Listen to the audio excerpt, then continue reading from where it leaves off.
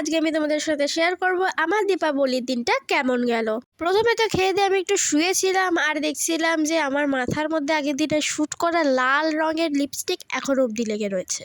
দেন আমি চলে গেলাম একটু আলপনা দিতে, আর দেখো আগের দিন রাত্রিবেলা সিঁড়িতে আমি এই আলপনাগুলো দিয়েছিলাম। আর আমাদের দরজার সামনে নিনজা হাতুড়ির গালের মতো চিহ্ন এঁকে আমি চলে গেলাম স্নান করতে। 4টের সময় আমি স্নান করে এলাম। তারপর মা বললো প্রদীপের জন্য কলা পাতা কাটতে, আর কলা পাতা কাটতে গিয়ে আমার হালত খারাপ হয়ে গেছিলো। মা পাশ থেকে ডিরেকশন দিচ্ছিল, তবুও আমি করতে পারছিলাম না, এতটাই পাগল আমি।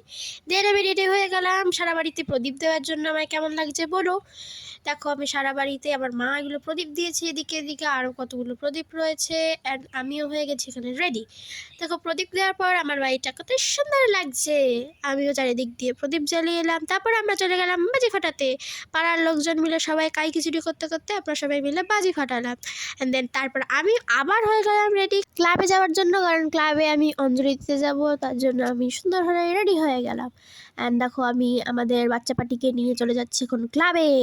ক্লাবে গিয়ে আমার কাজ করা শুরু হয়ে গেছে। আমার একটা বোন আমার ভিডিও করে দিচ্ছিল, অ্যান্ড আমি চন্দন বাটছিলাম। Ignore my creepy face. আমি গিয়ে কাজ বাজ করার পরে দেখো সুন্দর করে সবাই পুজোতে বসে গেছিলো। এখানে ঠাকুরমশাই পুজো করছে, এখানে ধুনো জ্বলছে, লোকজন কাজ বাজ করছে। আর ওই দেখো ওইখানে আমি বাজাচ্ছি শঙ্খ, পাশ থেকে কাকিমা হাই করছে, হ্যালো। আমিও কিছুক্ষণ এই মহিলার সাথে বসে কিছু হাই ওয়াই করলাম। যাই হোক, এই দেখো আমার পাটি কাকিমাগুলো সুন্দর করে আমাকে হ্যালো করে দিল। আর এই দেখো 108টা প্রদীপ জ্বালানোর পর কি সুন্দর লাগছে জায়গাটা, আমার তো খুব ভালো লাগছিল।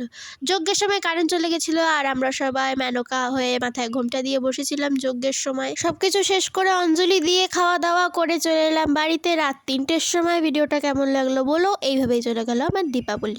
সবাইকে শুভ দীপাবলি।